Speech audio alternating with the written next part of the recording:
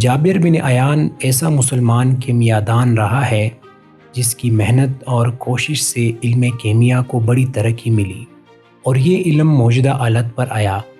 سچ تو یہ ہے کہ جابر بن عیان سب سے پہلا کیمیادان تھا جنہیں دنیا بابائے کیمیا کے نام سے بھی جانتی ہے۔ وہ ایک عظیم مسلمان کیمیادان ہونے کے ساتھ ساتھ ریاضی دان، حکیم، فلسفی، ماہر نفسیات اور ماہر فلکیات بھی تھے۔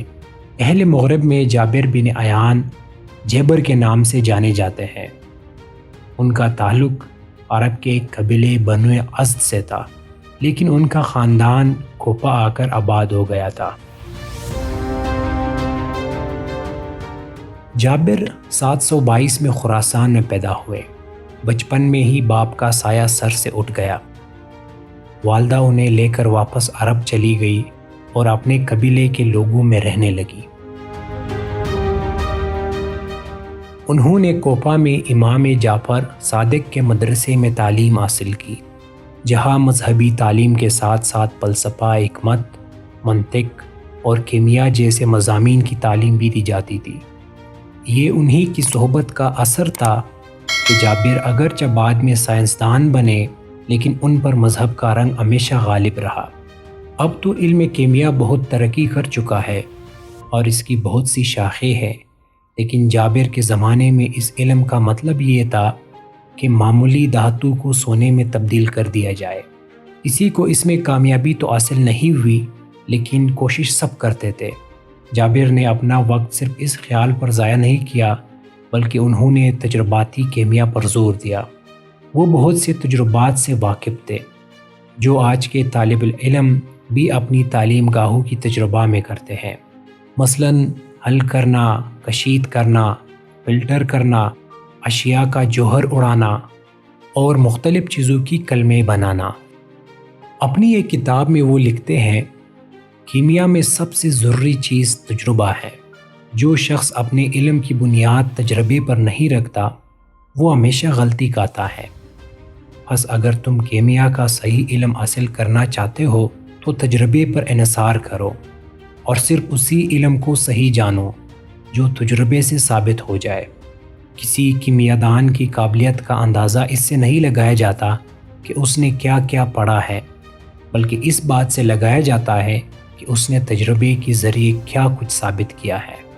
انہوں نے اپنی کتابوں میں فولاد بنانے، چمڑا رنگنے، دھاتو کو صاف کرنے، موم جامہ بنانے، لوہے کو زنگ سے بچانے کے لیے اس پر وارنش کرنے، بالوں کا خضاب تیار کرنے اور اسی قسم کی درجنوں مفید چیزیں بنانے کے طریقے پیش کیے۔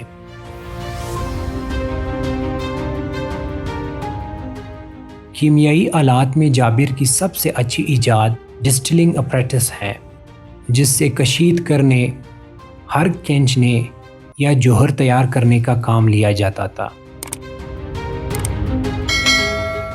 اس آلے میں جو برتن استعمال ہوتے تھے ان میں سے ایک کو کرہ اور دوسرے کو انبیک کہتے تھے۔ کرہ عموماً صراحی کی شکل کا ہوتا تھا جس کے ساتھ ایک لمبی نالی لگی ہوتی تھی۔ دوسرا حصہ پہلے پر اچھی طرح آ جاتا تھا اور اس میں پھنس جاتا تھا۔ ہتھارے حرق کھینچنے کے لیے اب بھی یہ آلہ استعمال کرتے ہیں۔ فرق صرف یہ ہے کہ اب وہ مٹی کے بجائے لوہے یا ٹین سے بنایا جاتا ہے۔ اس کا موجودہ نام ریٹارٹ ہے۔ جابر کی ایک اہم دریافت گندھک کا تیزاب ہے۔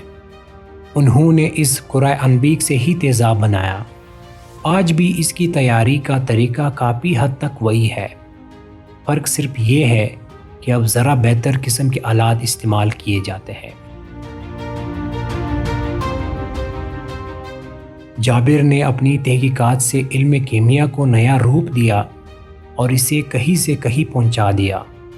انہوں نے کیمیا پر تصانیف بھی لکھے جن کی زبان عربی ہے۔ ان کی تمام تصانیف کا ترجمہ لاطینی کے علاوہ دیگر یورپی زبانوں میں بھی ہو چکا ہے۔ ان کی علمی تحریروں میں 200 سے زیادہ تصانیف شامل ہے۔